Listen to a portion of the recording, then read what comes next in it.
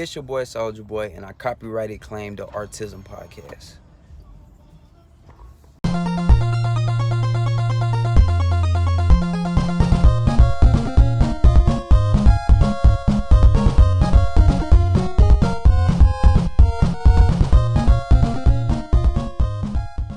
Hello, everybody, and welcome to the show. This week, we have a very, very special guest. We have a one of the background artists on the Castlevania Netflix show, Steve. I don't know your last name. I'm sorry.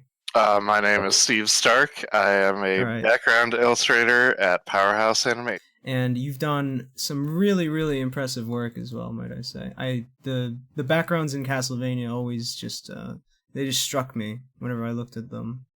Thank you very much. I super appreciate that. Every time I saw that, like one of the backgrounds, I'm like, damn, that's like something I would hang up on my wall. Just don't. It's so amazing, the level of detail. So with that level of detail, did you guys have like a big budget to do this show, or I don't know if you're allowed to talk about something like that. I wouldn't know specifically like the exact budget we had, but Netflix has been very generous to us throughout the year. I think I could pretty much say this. Like, we finished season 2 about 2 or 3 weeks before release, and that doesn't usually happen. And it's all because like Netflix was like, we want this to be as good as possible. Here's some extra time. Thank you. That's awesome. There's a lot of like I know that it's a common problem, at least in video games, where the developers are on a really strict timeline, and there's no changing that timeline, and sometimes it leads to bugs on launch. But it's cool to hear that Netflix really they went all out for this, and they wanted to give you guys the time to make the best product possible. I think it really showed. Thank you. I'm glad. Have you all seen it? Or Absolutely. Yes, we have. And yeah, I was definitely impressed with the art. A lot of times, Netflix has screwed up some shows. Maybe they came out good, but like as far as production quality, but they kind of ruin the story, or they ruin something else. Listen, this is not what we against call a viewer. Netflix. We have kind of the artist and creator mind, and Kyle is, well, there. A stinky boy. I'm a little more. For the third time, Kyle. Wait, Kyle, we get someone on and you insult the platform. No, I'm kind of bashing Netflix. I'm insulting. Yes, you are, Kyle. But Castlevania, I think they did. Your team and you and everybody else involved did a really good job. The artwork came out good, the story was really good, and the character development was really good. So just all around good job. Okay, so I have a question about like one specific shot, and I think this is like might be the most complex shot in the show. It's that one where towards the end, Dracula and Alucard both have they're both in that room that's very red, and it's got like the capes are flowing like crazy. Oh, yes. Okay. Yeah. How did that one work out? How did you guys do that? Because that looks really complex. To clarify, you're talking about like the gear room where like everything's on fire and melting. Yeah. Okay. Geez. So a lot of the magic in the show comes from our compositing team. Led by Adam Dietz, our co-director, or sometimes co-director. But, we just sat down one day and we're like, all right, boys, we got to paint an entire room of lava melting. And we're like, all right, let's just do this.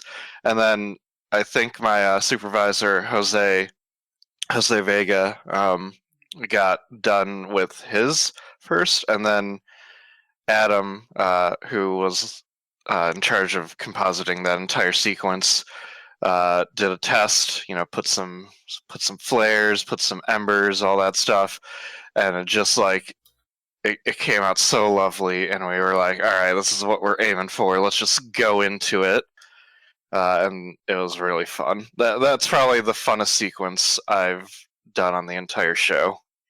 On on an animated show like this, you know, with a lot of fight scenes like this, the final like let's just say the final fight scene has that's changing up the background every couple of seconds. Like, how does that must take a lot of time to just make like, oh, okay, we're gonna have that. It must also be a little bit soul crushing. It's like, oh, you just spent countless hours on this super detailed background that is literally only on screen for like 10 frames or something. I'm gonna lay down some stats here real quick, Yeah.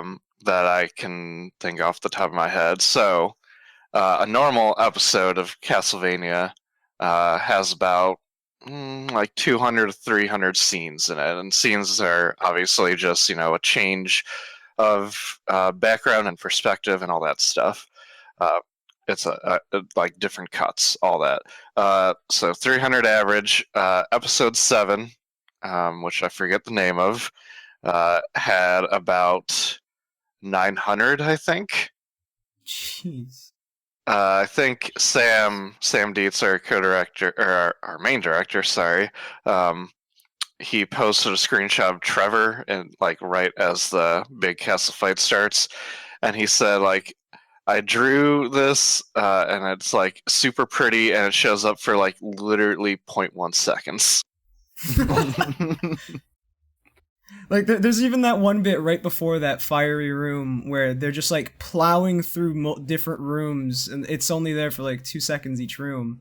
And someone has to go through and design that entire room, like say like, okay, what is in this room? Why is this bottle here? What does this bottle like say about the characters and everything like that? You know, like what does this say about the castle and all that stuff? And it's only there for like a few seconds. Like I imagine that kind of thought goes into every little background, like, oh, why is this here and such. I think for that sequence, we tried our best to just like reuse rooms that were already in the season. I think the only like super new one was Carmilla's room, which I painted. But like, yeah, you're talking about like moving super fast through that scene. That's like a good reason why it took so long for people to discover the wall chicken. And the wall chicken. Yeah. Excuse me. What's this wall chicken? Have you not seen it? There's No, please. I don't know if I could find it right now, but like Oh, no, there is a wall chicken that someone found. Or I mean, we placed it there obviously, but it took like a month or two for people to see it because it's in that sequence where Dracula and Alucard are just going through the rooms super quickly. Wait. Is it this? Is this like really dark in the wall? Yeah. Oh, that's brilliant. Sneaky. Originally, we had it like more glistening, and Yeah, like, you didn't want it to attract attention. No, like that's literally what Sam said. He's like, I don't want it to distract from this, and we're like, okay. Yeah, Originally, Dracula picked it up and ate it. It was kind of off-putting. No, he got beaten up by Alucard, and then he's like, oh, I gotta heal up. Oh yeah, This is Well, that's why Alucard lost, kind of. Food poisoning. So something else I want to know about is the 3D, because I know you guys did this really interesting blend of 3D where like all of the rooms seemed to I've seen a bunch of on Twitter a bunch of like storyboards, I guess, where all the rooms were 3D. Do you do that thing? Like I remember Disney did this thing with Tarzan where they painted the backgrounds kind of onto 3D objects. I don't remember the exact name of the technique. I don't know if there's necessarily a name for the technique, but as a person who was not familiar with animation until about a year ago, I only slightly knew about this, but like you, like I remember seeing the Tarzan stuff and thinking like, oh, this is super cool, but actually that stuff's like pretty much been around since like the mid 90s. Like I remember there's an artist named Nathan Fowkes who worked on like Road to El Dorado and good movie, and I think Prince of Egypt, and like he was like using 3D, like very very basic 3D models. Like the trees are literally just spheres, like gray looking spheres, but like they allow you to like spin the camera around. as like a storyboarder and like see like, oh, like I can imagine later down the road this scene will look cool if I use this angle. So it's like it's really helpful for our boarders. No, yeah. The storyboards are really fun to watch as well. It's just so crazy to see like the 3D environments and stuff like that, and the animation like still uncolored and stuff on top of that. Yeah. There was also something I noticed like in I think episode 1 of the Castlevania, like at little moments there you could see kind of like like the background moving, and it was like how that worked. Like, how do you guys do moving shots? Like where the camera's spinning around? Because obviously, you guys aren't like painting the whole thing, right? I don't know if there's that sort of sequence in episode 1. I'm not completely sure though, because I came in halfway through season 2 okay. on production, but we had a 3D artist who specializes in essentially like making 3D environments that look painted. And Yeah. he essentially takes our painted textures and wraps them on a 3D model, and it looks stunning, honestly. It does. Like the entire hallway, like all the hallways in Dracula's castle are like 3D, and we barely like do anything to them. That's amazing. It's crazy how far that that technique has come. When it like so for like so long it looked very obvious. Like in the older stuff, you could kind of tell like, yeah, that's 3D. But like now you watch it and you barely even notice. Yeah, for sure. So what were so what were some like? Do you have any like stories from the show? Like any like crazy things that you can share with us that happened? Man, who? I know that when I first came in, I didn't know anything about like working in the animation industry. I was a freelance like illustrator. I wanted to go into like Magic the Gathering cards and all that beforehand. So when I got in, I was like a baby child, and my supervisor at the time, Danny Raya, had essentially like bring me up to speed, which took longer than he probably would have liked. But like just the first few months, you know what? I can tell this actually. The first background I did was a complete failure. I did it. It's the one in episode 5 where Isaac is like sitting on this platform, sort of. I have the show open like on Netflix right now. I can Nice. So it's Isaac is sitting. It's the very beginning of episode 5 where Isaac is like sitting on this platform outside the castle. Oh yeah. I did one of the backgrounds for that, and like at first they were like, I guess this works, and then later down the line they were like, Steve, we gotta repaint this. We're gonna have Sean do it. I'm like, that sort of made me sad at the time, but like now I don't really care. Do you mind if I levy just a little bit of criticism, just a tiny bit? Sure. That isn't the background I worked on, but yeah. Oh no, not with that. It's actually from episode 1, and this is just something like I'm an animator as well, and so like I'm very picky. Like I notice the little details and such, and like I noticed in the background of this, and like in this house in particular, they're like the bottles in the background. This is such a dumb nitpick, but like the bottles in the background. They looked like they were painted onto like a 3D model, and I like obviously I don't think it detracts much from the scene. It's still excellent, but So I'm going to be informative because I don't think like a lot of people know this. I certainly didn't at the time, but most animation studios have like an outsourced studio that they work with, and our outsourced studio. We could only do so many paintings here in Austin, so like we'll get them to do paintings, but they're also only one company, so they have to work on a clock, and it's like they do 4 backgrounds a day or something, whereas like we'll do like a background of like maybe 2 a week at most. We get to take our time and they didn't get that chance. Yeah. But that said, in post production, we're supposed to go in and like clean that up. But we still have a time limit on that as well. So we either saw the scene and we're like, well, this only shows up for a little bit and it's not worth it, or something like that. We gotta like prioritize. Yeah, again, it's not like it's not a huge thing. And like it's only really noticeable to someone like me who's really like stupid and very very attentive. Like I remember I remember I literally brought Jack over to the screen, and I was pointing at like the bottles, and I'm like, Jack, look at this. I swear I can see this. And Jack's like, what are you talking about? It was so amazing to me because I'm somebody who watched season 1 in one sitting. I was just marveling at like the architecture and everything that went into it. And then season 2 just got better and better. Oh yeah. And the second that he brings me over, he's like, would you just look at these bottles? I'm like, no one cares. See the sequence that just occurred previously? You're looking at bottles in the background. You are the worst. You are a gremlin. I know I am. I know I'm the worst. It's I am a gremlin with a scalpel.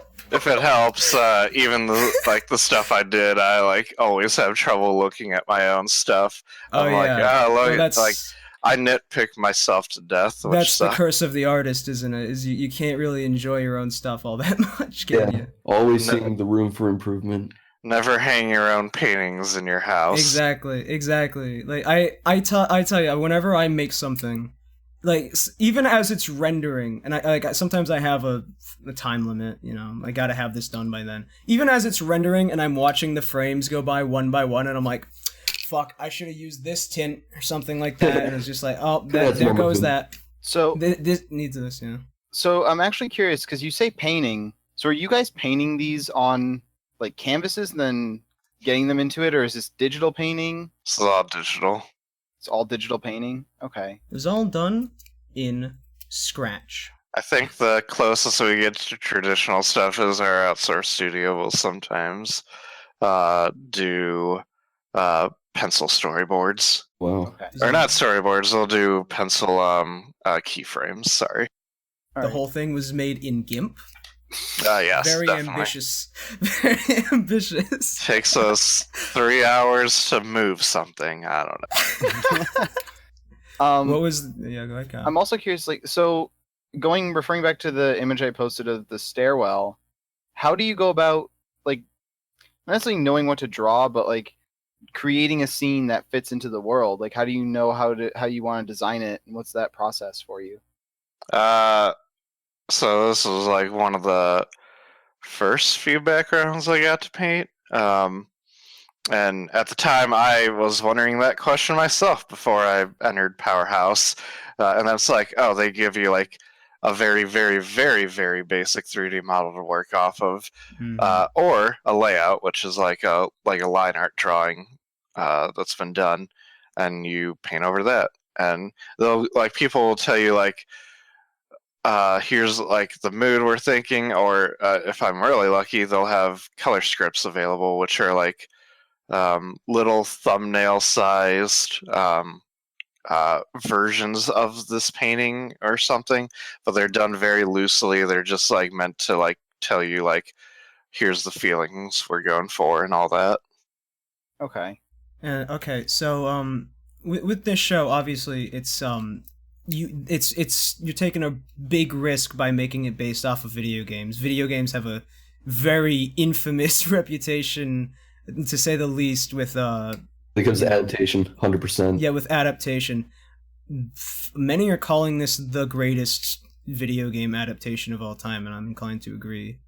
But how did that like impact you guys working on this? Like, were you afraid to like oh shit, it's a video game adaptation, we're doomed, or something like that? Or no, I think we've always like had the confidence like we're just gonna do our best, and I mean, we're certainly gonna do the best we can, but like then we have Warren Ellis, who writes the story for the show, and I think, again, I wasn't there for season 1, but I've talked to Sam about it. Like, I remember him looking at the script and going, like, we could do something with this.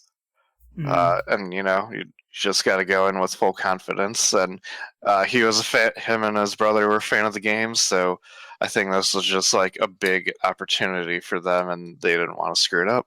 I think that the problem, I think, is that with most people don't really notice is that a lot of the time video game adaptations aren't really made by people who know the video games. I have a theory, right? That I think, you know where superhero movies are at now, where they're everywhere, superhero adaptations? Well, remember right before Marvel happened, every superhero adaptation was shit.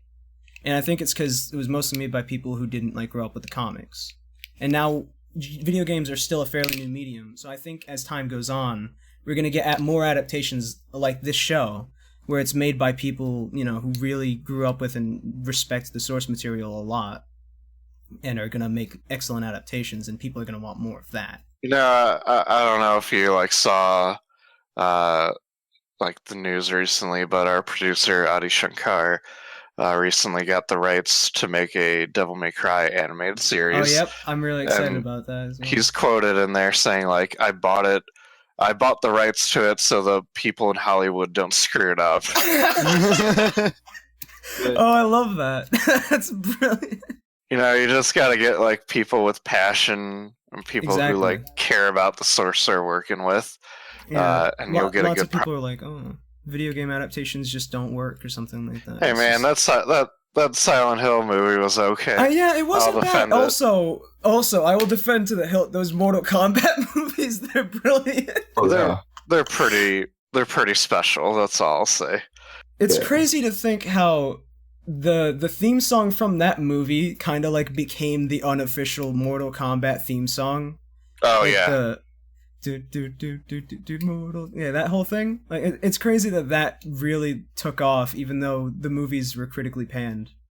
Yeah, definitely. If you want my thoughts on it, I think a thing people have to realize with video game adaptations is that a lot has to change in an adaptation. There is a certain character that is missing from our show, quote unquote missing, that people often ask me about, and by often I mean every day. No, his name's Grant, and what people have to realize is we are not making a one-to-one adaptation of Castlevania 3. I mean, in this season we brought in Hector and Isaac, which are from Curse of Darkness. Lots of Symphony of the Night in there as well, I saw. Definitely. I mean, Alucard is modeled off of Symphony of the Night's version. If we brought in the Castlevania 3 Alucard, that'd be really funny because he looks like a dude. Wait, is that? Oh wait, no, that's not. No, that's Grant from the Wii game. They made a Wii game, and that's something, I guess. Carmilla, you should look up Carmilla from that game. She's interesting. I saw in Smash Bros. There's they finally got Castlevania characters in Smash Bros. I'm kind of hoping. I don't know if they've revealed all the skins. I'm kind of hoping that Trevor gets an alt skin for Richter or something like that. Just a little bit. I wouldn't have a clue, but that'd be cool. My boy Alucard's only an assist trophy, so I'm a bit salty about. Well, he got in. He got in, but man, you know what? He's only an assist trophy because, as you saw in episode 7, he'd rock everyone. Yeah, he's too strong. Ganon, break the game. Ganondorf, who's that? I don't need him. Oh yeah, he's the true Prince of Darkness. Yeah. Exactly. But yeah, that'd be so cool to see Trevor as just even an alt skin, because I know they do that sometimes. The Koopa kids, all the Koopa kids are just alt skins of each other. Yes. But yeah, I'd love to see Trevor in there.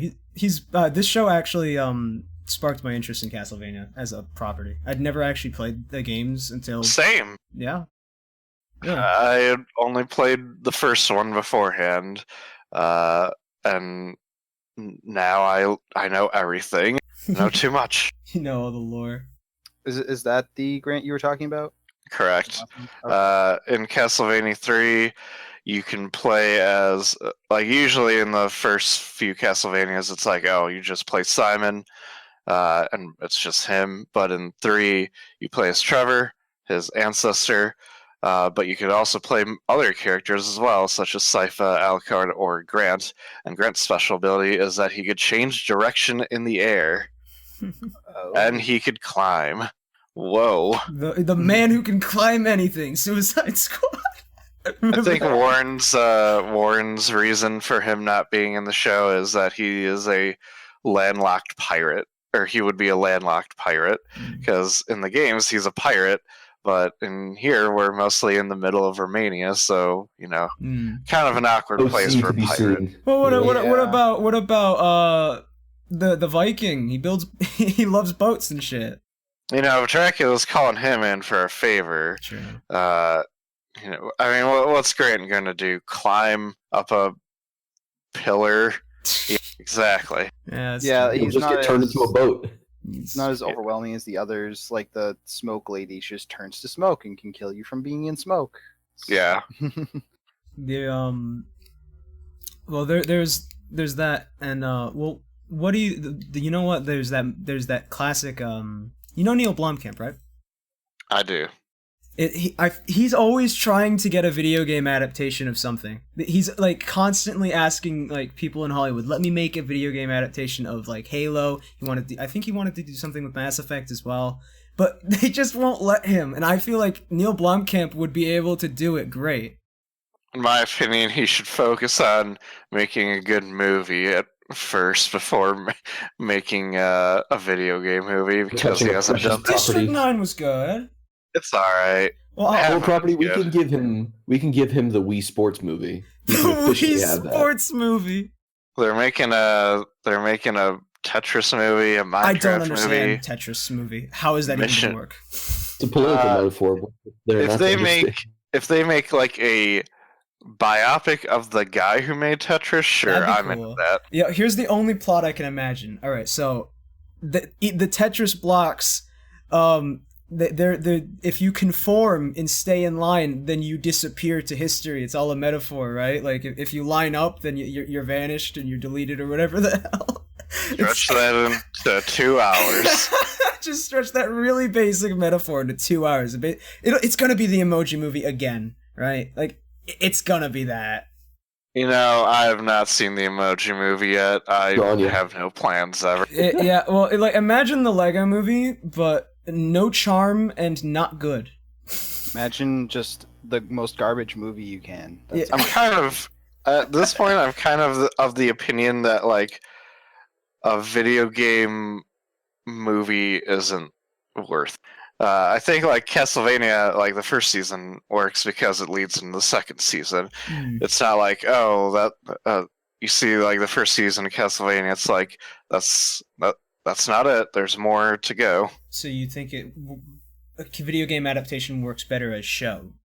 Yes, when like they have like longer seasons where you can put more attention and detail into the story over time versus just try to cram it into like an hour or two. Well, I think it could work. Like there's always that saying that I like. It was that there's no such thing as a bad idea, only bad execution.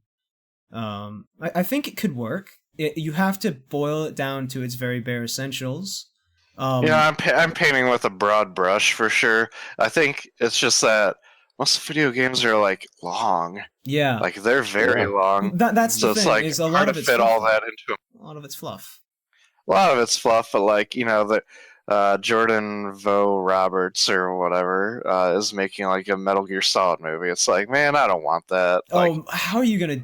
The timelines. How are you gonna do Metal Gear as like a movie? Like the cutscenes in those games alone are like 10 hours. It's crazy. I think like in MGS4, it's like that game is 8 hours of cinematics or something.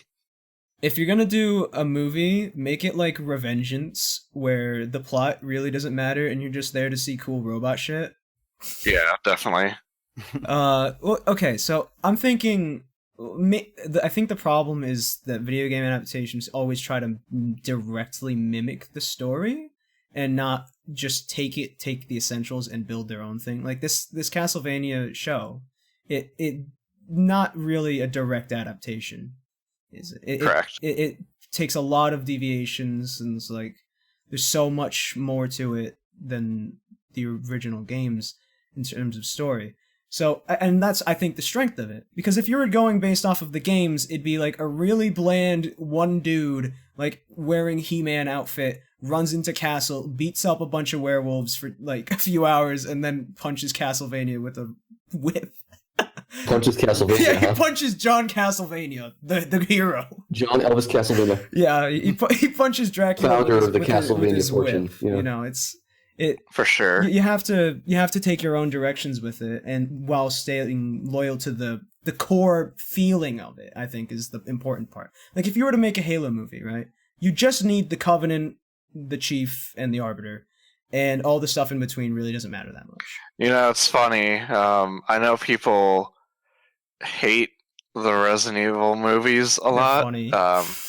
They're funny. Like I'm not gonna sit here and tell you like, oh, those are actually good movies. But like, I think if you were to adapt a Resident Evil movie, like it's just running through like a mansion for a long time. Like a lot of like what, and this is true for games for me at least, as well as like I like breaking up like the environments, like having a change of pace. And I like Resident Evil does that, like the game does that, but it's also again hard to cram into a 2-hour movie. Mm-hmm. Yeah, I think that I still think that my theory is gonna happen. Mark my words. In like 20 or so years, video game movies are gonna be where Marvel movies are now. I have a feeling.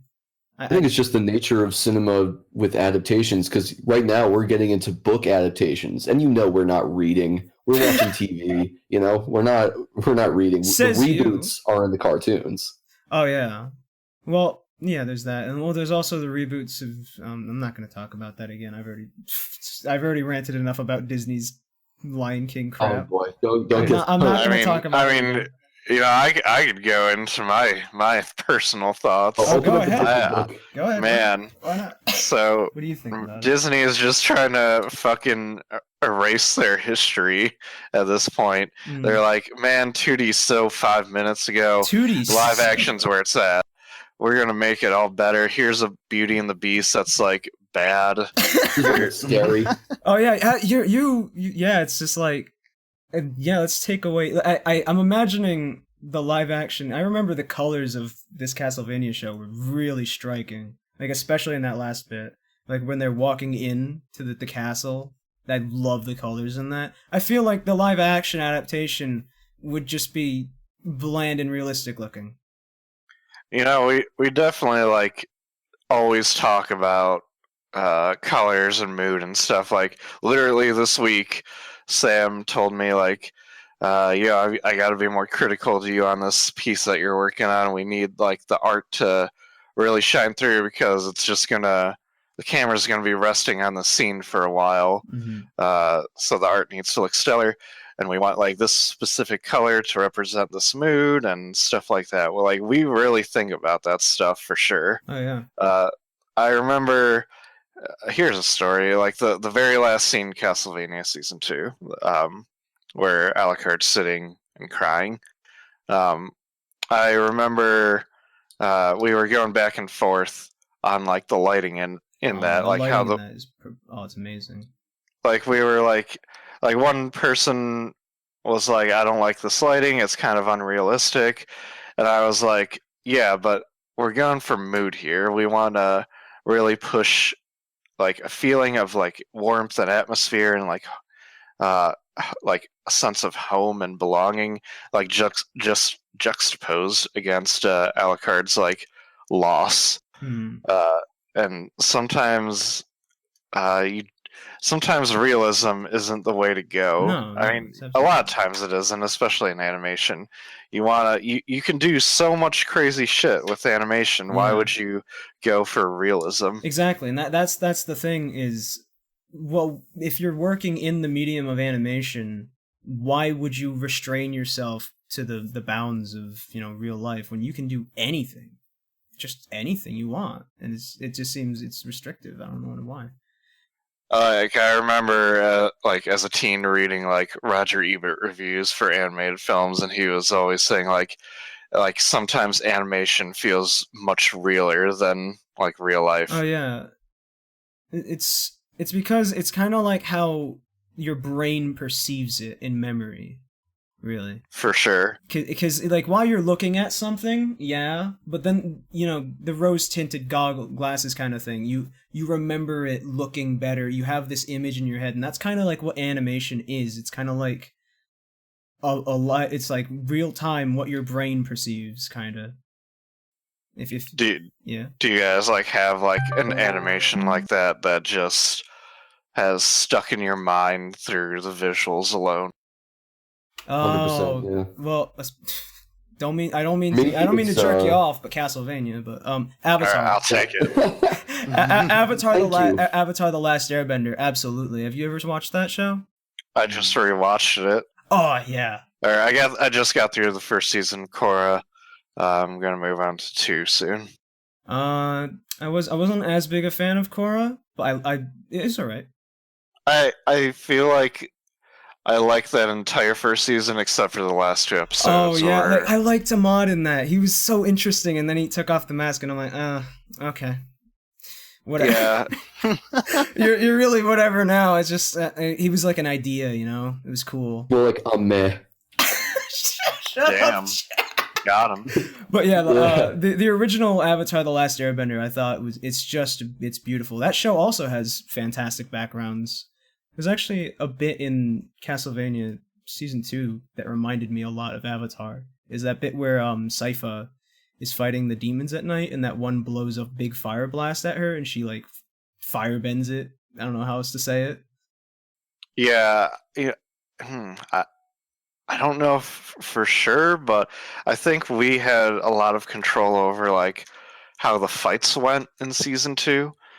We definitely have that in season 3, but like Sam and the other storyboarders wanted to like really make her fight scenes dynamic. Like in episode 7 when she's using like the ice spikes, Yeah. she's not just attacking with them, she's deflecting stuff, she is like moving dynamically with them. It's awesome. Yeah, that shot right there, and it reminds me so much of that fight between Zuko and Azula. And yeah, that was something I liked about the Castlevania, is that no two fights ever really feel the same. They all like each time Trevor does different things with the whip. He's never just spinning it around. You know what? Like looking at these and thinking, I'm gonna tell you why. Like I have a pretty hard idea on this. I'm gonna tell you why Avatar and this are so similar. Is The same company. because it's like we don't make magic boring and just like attack and defense and all that. Like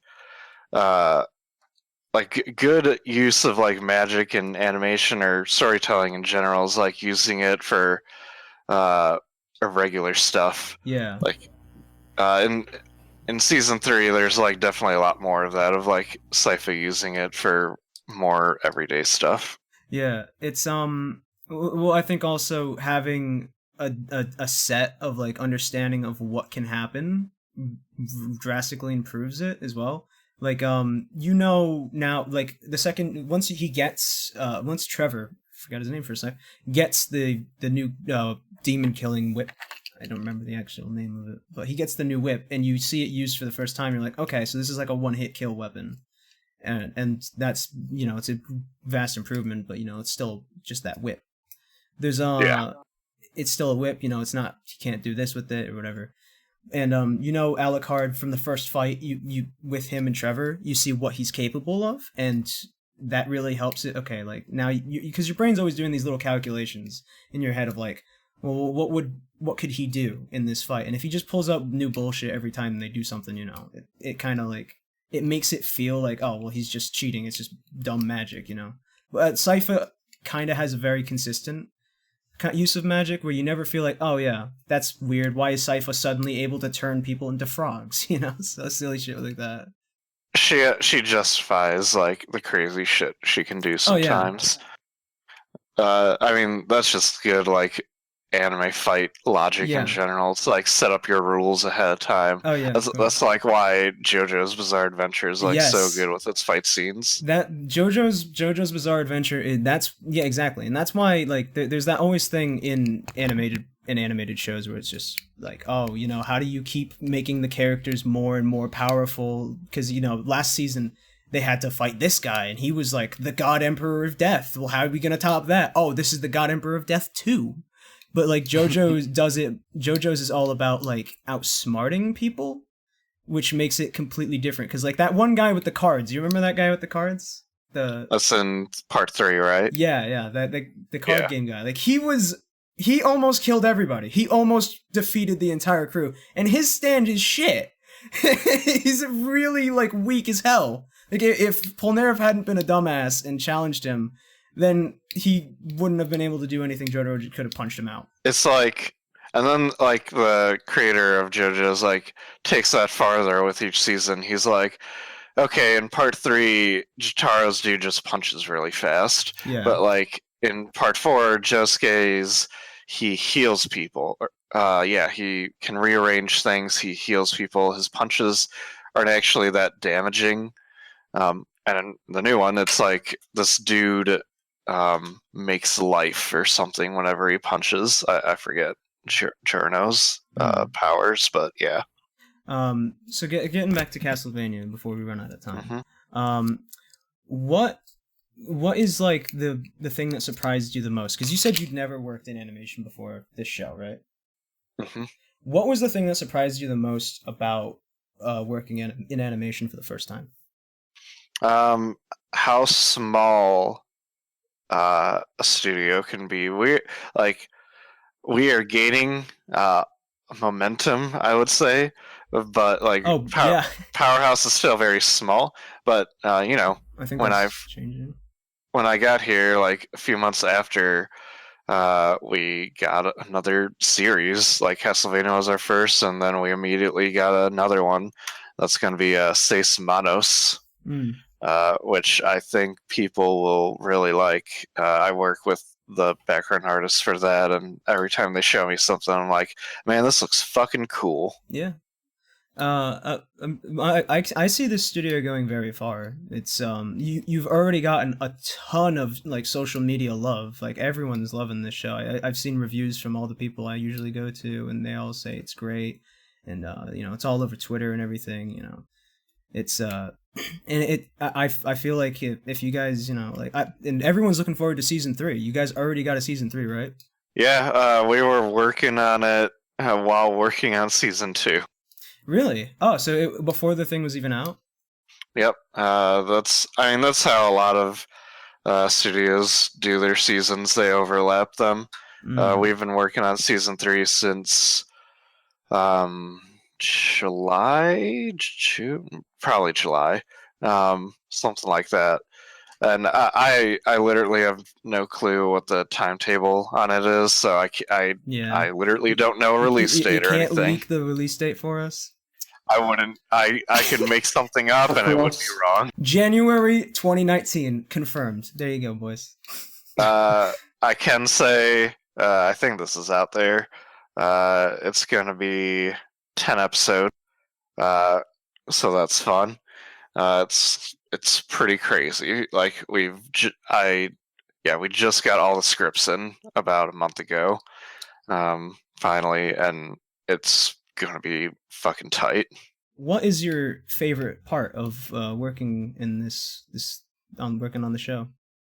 The people I work with, honestly, like to the point where I've told like pretty much everyone at the company that this, like, it's hard for me to imagine like wanting to go work somewhere else because like I'd be scared of like losing the sense of like family and everything that we have at Powerhouse. Everyone like looks out for each other. We're all like giving it our 100% for the shows. Like everyone's so nice. It's just great. Yeah, well, that's good to hear. You know, I always have this idea in my head of, I don't know, like just I'm always afraid of projects where the whole thing would be like a mess. Like the leader's just like up his own ass prick, and he's just like, oh, this is here we go, boys. This is gonna be my vision exactly. And I know that's like the auteur thing, and sometimes it works, but unless they've really proven themselves, I don't think they get the right to be a huge prick. The cool thing about Powerhouse is like a lot of our stuff, for our shows at least, like gets passed around to everyone within the team for the show. So like the storyboarders will see the background stuff, and we'll see the character art stuff, and we can say stuff about it. Like everyone's talking about each other's work, so that's awesome. Yeah, there's that's pretty cool that you guys have this nice thing going on where everyone's like happy and working on the thing. Fantastic family dynamic. Does that motivate you more? Because that's something I always find problem with. Is like I'm a freelance. I work all solo, and it gets kind of like tiring. Does that like motivate you to have like a bunch of people there? I mean, obviously the paycheck helps. It's funny. When I was freelancing, I did for 2 years right after getting out of school, I thought like, okay, this sucks right now. If I like stick with it, then like something good will happen. Like I'll be able to like get into Wizards or something like that. I'll be able to get more money and make my own time, stuff like that. And then when I got the job offer for Castlevania, I really wasn't sure about it. I almost like walked away from it the second I saw it, because I felt like I was like abandoning everything I was working hard towards. I didn't want to work in a group environment, stuff like that. Yeah, but like soon after I got there, though, I just felt better than I had ever like felt in my life. Honestly, it's like being able to walk it in on work, and like your friends at work like you give you shit like in a nice way, and we're just all friendly with each other. We literally bought out an entire row to go see the new Spider-Man movie. Oh, is that out? When it comes out, it's coming out the 13th. I want to see that. Jack, will you see that with me? Absolutely, buddy. All right, cool. Let's go buy out all the rows. Actually. Yeah, let's just buy all the rows, and just for 2 people, just so no one else can see it. I'm gonna. We'll each buy a theater. Yeah, that no annoying kids are gonna interrupt me during my Spider-Man. Yeah, and then we'll FaceTime during the movie. Oh shit! I just realized there's gonna be kids there. Damn it! This is our movie. I had Kyle and we had an experience where we went to see The Incredibles. And that was like the worst experience I've ever had in a theater. It wasn't even the kids' fault too. It was like the people my age, the 20-somethings, who wouldn't shut up. Yeah, like the entire time. If it's like a kids movie, I'll be like, I guess I walked into this. This is fine. But like, if I'm like at a fucking Marvel movie or something, and there's like a kid like kicking my chair, I'm gonna be like, no. You need to teach them young. You gotta beat them down, There you go. Pick them up like Hulk does in the Avengers and just thrash them in the seats. Fury. Jesus. So so you had to learn about Castlevania then, yeah? Did you was there like a course, like a study course you had to take? It's not a requirement, but I learned about it because I wanted to interact more with the fan base. Yeah. And I think it's paid off. I don't know. I mean, I'm also like really, really, really, really into games, so this was like finally the excuse I needed to dive into the Castlevania series. I'm gonna pick up Requiem soon, which is the combo pack with Symphony of the Night and Rondo of Blood. Which is like good because fucking the only other way to play Rondo of Blood is either you go get your own PCI Express console for Rondo of Blood, which like no, and the other way is like go get a Wii, and my Wii's back in Michigan, so I don't want to go get that. Or there's the third option of Say it. Emulating? Yeah.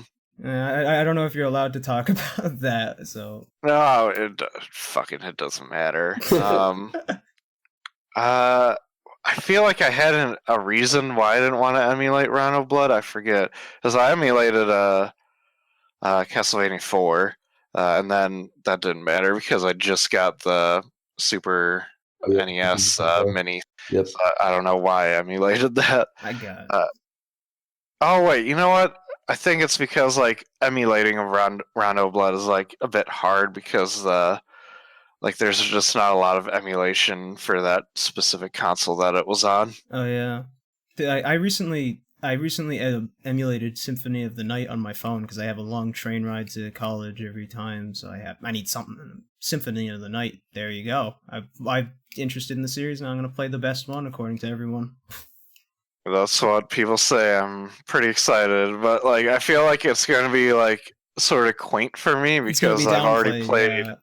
Like I've already played so many Metroidvanias in my life. Yeah, that's like it's like I remember. So I watched Alien for the first time with my friend Jack here, and I was so underwhelmed. Like the film is great, but it sets so many of the standards and everything. And I've heard like, oh, Alien, best movie. It's like the best horror movie ever and everything. I've heard so many of that.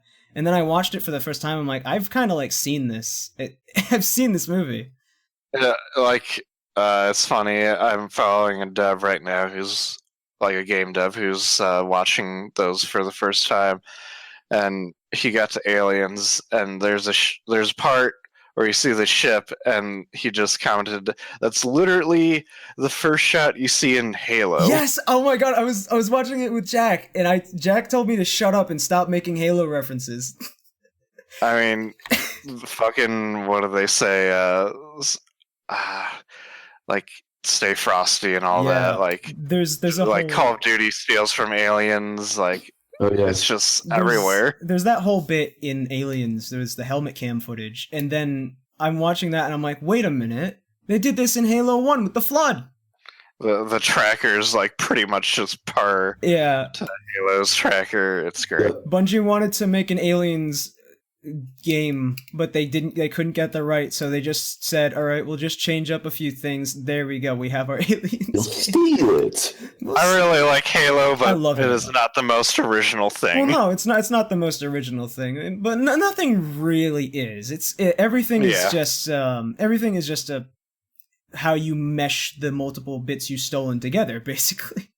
Yeah, for sure.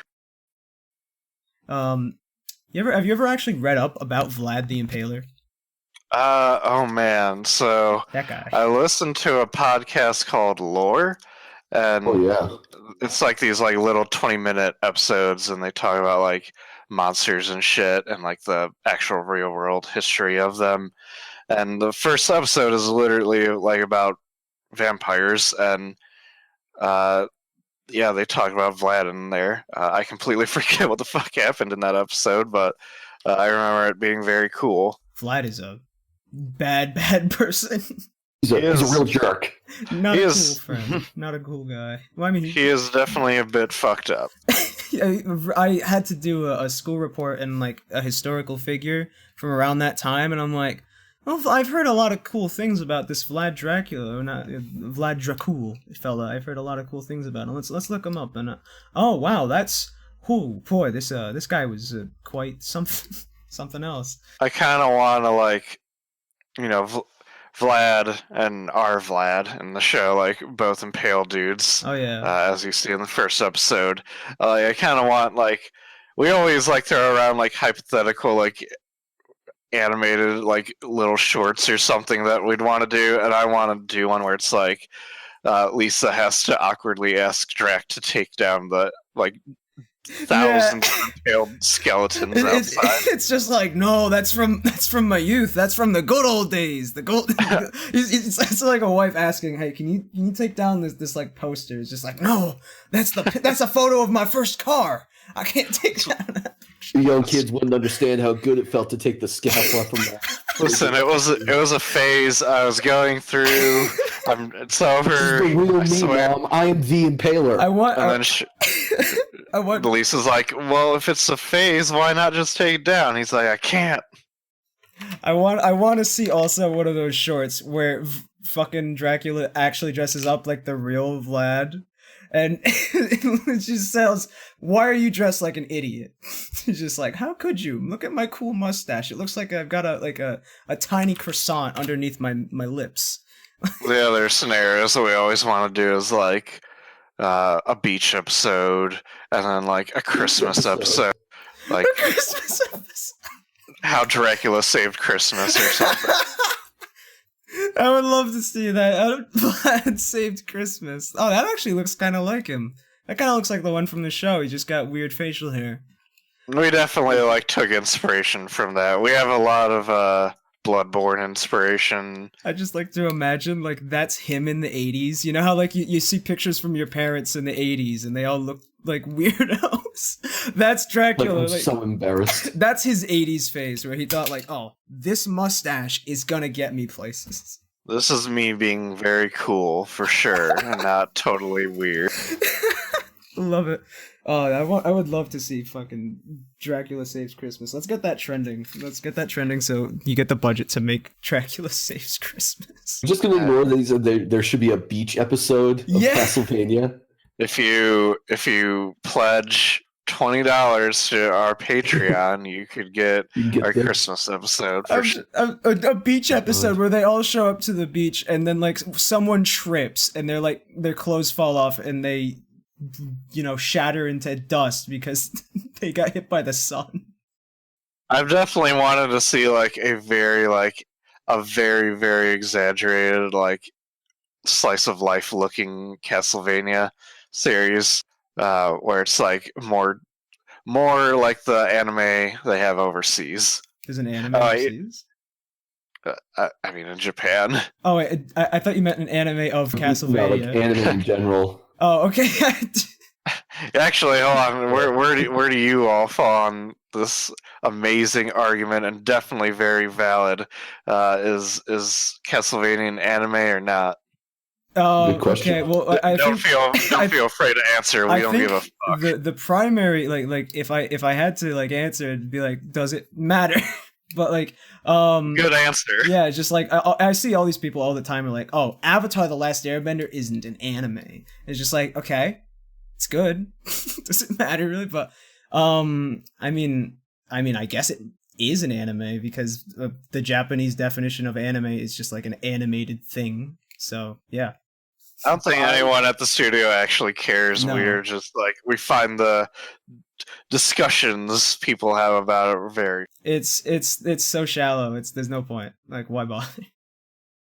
I mean, no, I don't particularly. I'm not like someone to sit there and like debate it. You but have the anime. I know both sides of it, and by the definition of culture, it's not an anime. Oh, by definition of the word, it is an anime. Yeah. Well, I like still though. I think the people arguing they need to stop and think. Okay, it is an animated piece of media that I enjoy. So in the end, if it was or was not made in Japan, who really cares, right? Like, yeah, it literally has nothing to do with the show whether or not it's an anime. It matters whether or not what the language is. I can promise you all that we like don't go into the office each day and sit at our desk. How can we rip off the Japanese today? Like, oh no, our anime has banned us from their subreddit. Now what are we gonna do? Anime. If you talk about Castlevania on there, you just like, ew, Western filth. Be gone with you. We knew the studio was cutting it too close when Trevor did the Naruto run. Oh man, Does he actually what I do would that give. I don't think so, but I hope he does in season 3. I remember sure Alucard does that because I'm looking at the thumbnail and I can see him doing it. I'm looking at the thumbnail for episode 7. He's doing the Naruto run in the. He turns into a wolf in that. That's his wolf run. That bit caught me off guard because I'm watching that bit and he's like, oh yeah, now he's a wolf, and then immediately when he turned back into human, he started doing more damage. I think he just wanted to show off there. That was definitely us being fan servicey for sure. Oh yeah, I mean I loved it. It was cool, but like Alucard, we had to like ask a lot for like some more fan servicey stuff. Like originally, the Bloody Tears music from Mhm. episode 7 wasn't in there. Was that hard to like get the rights to or something? Was the Konami all like, It's not the rights. It's like, does this fit yeah, what we want and stuff like that. I remember for a case I had to ask for was at that end of episode 7, after they burned Drac, his ring is all that's left. Mhm. I had to like ask Sam like yo, we got to put this ring here. I'm begging you, please. Like this is like just gonna cap off like the whole thing. Mm. And I mean now it's in, so Yeah, you did it. You got it in. I did it. I as the Bloody Tears thing. I remember I read in an interview was like they didn't the person who chose the music didn't want to be too fan servicey, and that's why like a lot of people love the Castlevania soundtrack. You know, I listened to it a bit and I like it too. It's really good. But he's all like, well, I wanted to save the most popular song and only use that song in the whole thing for the like for a big moment, and just that way it has more impact. Because like if you were showing Castlevania music through the whole show, it wouldn't really have that kind of impact when they finally played it. For sure. You know, we try to use fan service as much as we can, but like not in a distracting. Yeah.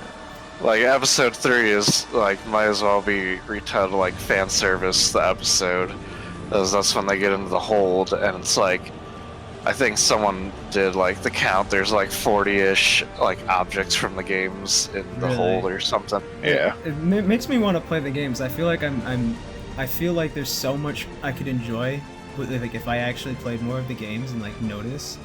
But there's that also that like there's a fine line with fan service. I feel like Rogue One is the worst fan service I've ever seen. I hate Rogue One so much. There's that one bit where like they're taking off in the ships, and then R2-D2 and C-3PO, they just cut to them standing there on the base, and I'm like, okay. Why are R2-D2 and C-3PO here? That just took me out of it so much. The Star Wars like being enslaved to its fan service has always like been what I've hated about it, like, which is why I don't know if it's a minority, but I'm certainly in the camp of the people who liked the newest Star Wars, or like the newest main one, because it's like, yo, what if we took all this fan service and burned it all down? I mean, I like that as a concept. I just I'm not a huge fan of the new one. I liked the shot. I liked a lot of the colors and the shots in that. I thought it was a very pretty movie. But a lot of the, I don't know, it felt like it was actually in the opposite direction for me, where like Rogue One was way too fan servicey. I felt like it took me out of it how deliberately they were trying to make it anti-fan service, if you get me. Because I'd see that and I'm like, yeah, they're just countering things now. I think for me, it's like I've played a lot of Star Wars games and stuff that are like not necessarily super connected to the movies, Public and like Commando, so. I've always like enjoyed those, and like Oh, yeah. like KOTOR isn't connected at all to the movies, and it's like this might be better than the movies. And that's the thing, is that it's not, that's what's cool about KOTOR though, is that it's not on either end of that spectrum of like, oh, we're gonna pander to fans, or oh, we're gonna do the opposite of pandering to fans. It's just like, we're just gonna make something set in this universe, and that's perfect. Like, I love that in Republic Commando, because Republic Commando almost has nothing to do with the movies. It's just, it might as well be a Rainbow Six game set in space, basically. I like when movies like of a franchise like do a side thing, and it's like, I don't know, what if we took like a concept from another movie and like established this setting around it. Like Republic Commando is like it's a group of 4 dudes and going through like hell and shit. Yeah. It's like, it's awesome. And like the Marvel movies kind of do this sometimes. Like Winter Soldier is like, what if we took like a a spy thriller, not a spy thriller, but like a thriller, Yeah. and made like a Marvel movie around. Yeah, I like it when they do stuff like that. That's cool stuff. That's in a way Castlevania kind of does that a bit, where it's just like it's not necessarily. Is there like even a timeline for the official like the games? Is there a timeline? It's kind of like. No, it's not like Zelda rules because I guess they kind of connected that. Zelda's timeline Kinda. is such a confusing mess. This one, I think starts there is a main timeline in Castlevania, and then like there's like side stuff. Like that's pretty much what I know. I kind of like okay. Again, I literally do not know what is coming up ahead for the animated series, but like something I personally wish is like we get to like later stuff in the series because that shit always look cool. Oh yeah, you want to animate? You want to draw the backgrounds for He-Man, like the He-Man looking Simon Belmont. No. Oh wait, I guess Simon does come after. Yeah. No, we would redesign Simon. I'm pretty sure. I mean, he wouldn't make sense. Simon looks so weird. Simon looks weird because like it's set in like Simon's in the 1500s or something like that. Like what dude is dressing up like that in the 1500s? He looks like a barbarian. Yeah, he looks. You know what? Simon looks dumb. That's my thoughts. He looks like Arnold Schwarzenegger in the Age of Conan movie. Richter looks cool. That's Richter my looks thoughts. cool, yeah, and that's why I'm saying I would prefer if Trevor was a skin for Richter. Because I could see that working. Oh, don't worry. We've very much have wanted a like tie-in to our show like somewhere, and that's not up to us. I think that you're gonna get that eventually because, I mean, obviously the new Smash Bros. And the Castlevania show were in development at the same time, right? So couldn't really have predicted couldn't really have predicted the popularity of the Castlevania show. Yeah, we don't know like what's going on necessarily. Like, you know, Konami could literally be making a Castlevania game. I don't know. No one at the studio would know because that's. I mean, at the end of the day, we are just like the animation company. Yeah. I think a lot of credit for the show gets put on us, but like people have to remember there's like a lot of factors outside of our production studio that make this series possible. All right. All right. We're getting to about an hour. Kyle, Jack, do you have anything that you'd like to ask? I do have a question. Yeah. You mentioned earlier, and I kind of want to bring it back to. You said that your only experience with Castlevania was really playing the first game. Yep. The day-night sequence, because that's something that was really innovative for the Castlevania series when and two was up when all the colors change. Did any of that influence the color of the backgrounds that were worked on when things got cursed? You kind of tapped into that sort of palette, or I don't know if we were like pulling specifically from 2 or anything for like the night transition. I assume you're talking about like episode 7 or something. Yeah. I don't know if we were pulling from a specific game, but by the way, Castlevania 2 is all right. Don't let people tell you otherwise. I have a signed copy from the Angry Video Game Nerd. That's pretty awesome. Yeah, because it was like the first review he ever did, and then of course he lambasted it. So I had to go when I saw him. I got him to sign my copy. You know what? It's a bad game, but it has influenced video games much more than the first and third Castlevania did. That's all I'm going to say. Standards, but back then it was crazy. That's fair. I think back then it was still probably bad, but like, you know, it was like super ambitious for the time. It's like, what are you going to do? It's the NES. You can go back to playing like slalom skiing or Atari 260 game. Like, what are you going to do? On your NES? Yeah, on the NES. All right. I'm gonna go boot up that 8-bit Sonic. I guarantee you, if you went to the flea market, you could probably find something called Sonic for the NES. Probably wouldn't be what you think it is, but you would find something called Sonic for the NES.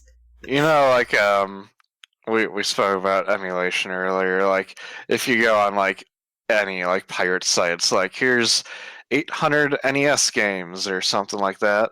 I think there definitely is like an NES adapted Sonic the Hedgehog. Oh yeah, So, it was just off-brand and something that like was made as some kind of like not legal thing. Correct. Name it Super Quick the Needle Mouse. Super Quick the Needle Mouse. He enjoys Needle Mouse. he enjoys hamburgers, not hot dogs. You know. Yeah. Jazz Jackrabbit. Yeah. Yes. Old Cliffy B and Jazz Jackrabbit, baby. So We don't talk about that. Well, my outgoing question, Phoebe, still at the time. Yep. You mentioned at the beginning that you were actually interested in making Magic cards, and within the past like 3 to 4 months, like I've gotten really into Magic myself, Magic the Gathering, that is. Do you think you're ever going to make art for like sleeves or cards yourself, and then either sell them yourself, like do some nice full art lands or something? I want to definitely, like, that's still one of my goals in life, is to do at least one card for them. So I'm going to keep trying. The problem is, like, that work is so different than what I do for Castlevania that it's like, it's hard to come back after working 8 hours and be like, I'm going to work on more art. Yes. oh yeah. And on the weekends, it's Completely like, different man, I behavior. don't want to work at all. Why am I here? And like you could look at the ArtStation link up there of my stuff. You'll see some of my non-Castlevania stuff. A lot of that takes me like 2 weeks to a month to get done. And it's like, and during that time, it's like I want to get home and finish this quickly as possible, so I'm like buying fast food and stuff, and it's like overall very bad for me. If I was like full-time freelance, I could still do this pretty easily, but the studio job definitely complicates things more. Hey, you wanna make the Yeah, I background get for the that. thumbnail of this episode? Oh sure, We'll give just you, I got free. like $10. I could drop that. Yeah. you don't want to pay me an exposure? Oh man. I'll pay you an exposure. Yeah.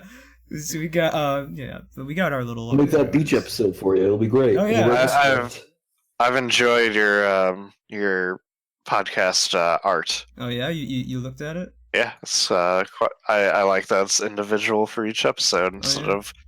of one banner. Do y'all have any other questions? Is there anything else you'd like to tell us? Like anything? I'll link your like art page or something at the end. But like, is there anything you'd want to like say to close this out or anything? I guess not. This is like the first podcast I've ever been on, so Yeah. this is popping that cherry a bit. well, you've done a fantastic job, Steve. Thank you very much. I guess I would say, Castlevania 3 will come out soon, or not soon, but January like eventually. 2019, confirmed. That's right. It's There been you go. confirmed. No, tomorrow actually. Sorry. Get your IGN articles ready, boys. Actually, it's out Go right ahead. now. Go Oh! download it. Official announcement. Pirates. It's like a link in 4chan. You can get to Pirates Bay. Yeah, There you go. it's Oh, just God. called Castlevania Season 3. They had to downgrade the budget, so it's made entirely in MS Paint, but it's still pretty good. Don't worry about it. I mean, Someone's gonna be knocking at your door with holy water and whips. you take down that budget. Maybe we'll get to do MS Paint Castlevania, which I would would be love pretty that. good. MSK Beach Oh, episode. no. I can't wait. Yes. All right. Well, thank you so much for coming on and talking about your work. It's been a pleasure. Yeah. Thank you for having me. Yes. Well, All right, guys. Take care. well, have a good day, sir. Thank you very much. You too. Wait. I'm trying to think of like a podcast I listened to. Their closing closing call. Be good and be good at it. Peace. Yo, damn. He dropped the dropped mic. it. He dropped the mic. Brilliant. What a horrible night to have a curse.